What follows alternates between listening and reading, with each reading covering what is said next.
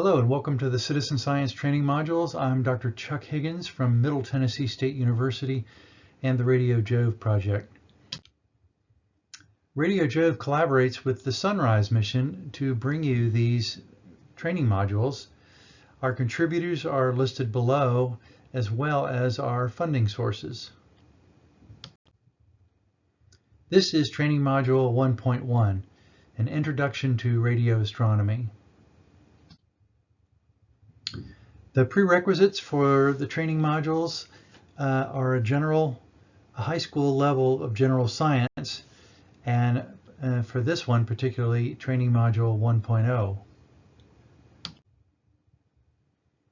The learning objectives for this module are the origins of radio astronomy, identifying different parts of the radio spectrum, understanding the basic parts of a radio telescope, and learning how and why some objects emit radio waves. A brief list of major events in the early history of radio astronomy are listed here.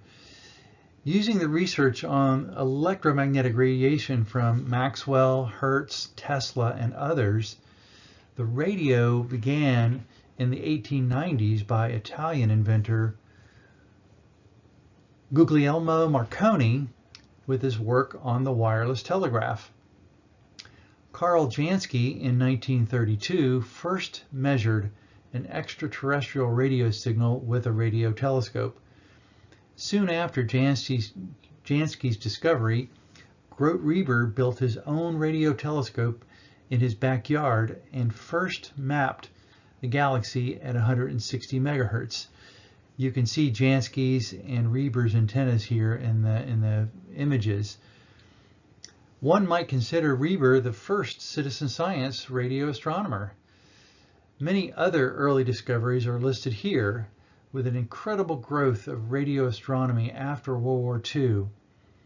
In 2019, radio astronomers used new technology and 5 to 8 radio telescopes around the world to make the first image of a supermassive black hole located in the galaxy M87.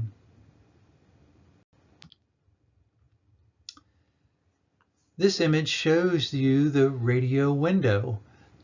The visible light and most radio waves are shown to easily pass through the Earth's atmosphere, making optical and radio astronomy accessible for ground-based telescopes. The atmosphere is transparent to these waves. Higher energy gamma rays, X-rays, and ultraviolet light are blocked by the atmosphere. That is, the atmosphere is opaque to this radiation. Most mid-infrared and shorter wavelength radio waves are absorbed by atmospheric water, oxygen, and carbon dioxide, so observations must take place in the upper atmosphere or in space. The longer wavelength radio waves are absorbed or refracted back into space by Earth's ionosphere, the plasma layer existing above about 50 kilometers and labeled on each side of the figure. The electromagnetic spectrum is shown here, and the radio spectrum ranges from about 1 hertz to several terahertz, and there are many designated radio bands and subbands based on frequency and or wavelength. Several bands and their applications are highlighted here. Based on the radio window, most radio astronomy is conducted between 10 megahertz and 1 terahertz. At the upper end of the radio frequency spectrum, the bands are considered as microwave or infrared radiation. Bands with frequencies less than the microwave region are HF, high frequency bands, down to 3 megahertz, which is below the cutoff, the radio cutoff by the ionosphere. For illustration, cell phones and the Radio Jove frequencies and wavelengths are shown here.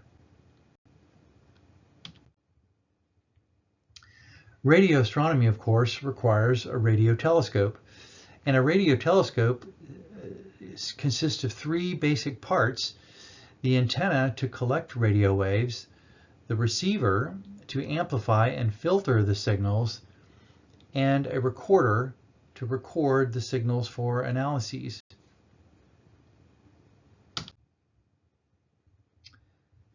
Because radio wavelengths used in radio astronomy have a large range of wavelengths, 0.3 millimeters to 30 meters or larger, radio telescope antennas have many different shapes and sizes.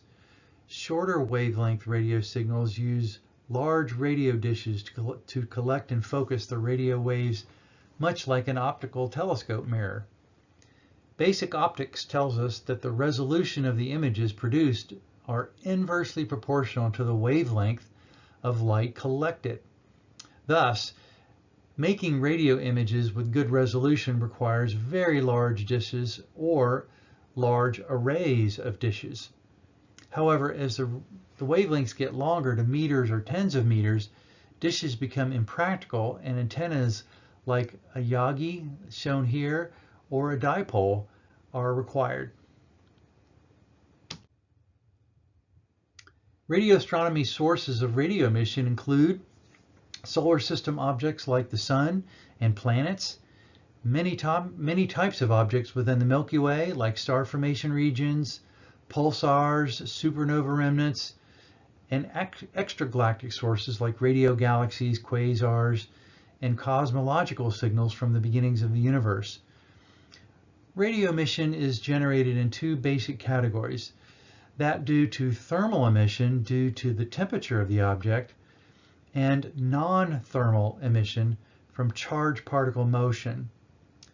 Radio images are made, maps, these are made by associating radio intensities with a color to make a spatial map of the radio source.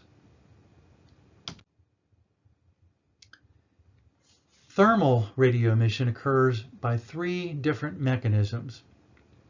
Hot objects emit electromagnetic waves as blackbody radiation. However, unless the object's temperature is extremely hot, very little radio emission is generated by this process.